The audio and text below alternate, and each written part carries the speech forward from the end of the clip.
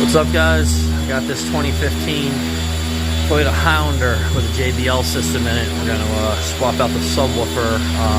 Sorry, all the noise guys are detailing the other car over there.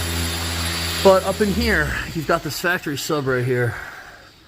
And unfortunately, it sounds horrible because it's blown. So instead of going crazy and like swapping every single thing out and like redoing the whole system, and all he needs is just a new sub in there. So you just got to find the right sub that fits in there. You're gonna have to make your own bracket and everything, but it turns out really nice once you're done. So give me a little bit of time and I'll show you how everything works.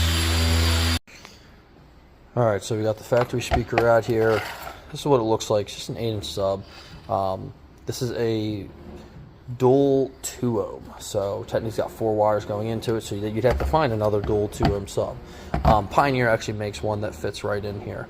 The only thing that stinks is unless you go to like I think online there might be like 1 or 2 specialty shops that actually have the brackets. You'll have to actually make your own bracket. So the sub will fit in right in the hole beautifully, but it wouldn't be good to try to screw it in right. It just wouldn't fit right. You'd be putting the screws at a weird angle and stuff. So what you're going to use is you're going to end up using some MDF or some plastic paneling. This is a little too thin. We used one that was actually much thicker than this, but it turned out beautiful.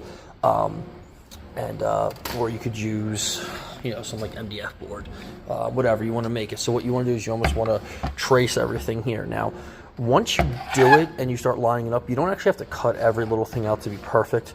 A lot of times, let me see, this is normally sitting, I believe this is sitting kind of like so. So a lot of times what you end up doing is the bottom, you end up cutting out and molding properly. Actually, now I'm thinking about this is probably more like it was, but the bottom you end up cutting out perfectly. The top, because there's plenty of space, a lot of times you don't have to cut all this out. You can literally just kind of come across with your board.